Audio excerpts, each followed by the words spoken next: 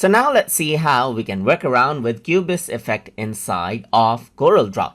So in order to go ahead and work around with Cubist effect, first of all, you need to go around onto the file menu and import out an image of your choice. So I'm just going to go around and import out this particular image, let's say for example, and in order to go ahead and apply the Cubist effect, you need to go around and while selecting this particular image right here, you need to go around under effects and then you need to go around under art strokes, and here you can see that Cubist is an option. So once you go around over here onto the Cubist effect, this is what you have. You can go around and change around the size of the cubes, as you can see right here, just like this. You can increase this and decrease out the size right here, just like this.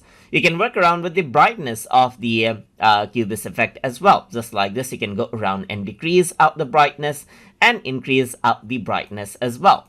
If I were to go around over here, then you can go around and change around the color of the paper as well. So for example, you can go ahead and select this right here, and then you get the effect accordingly, as you can see right there.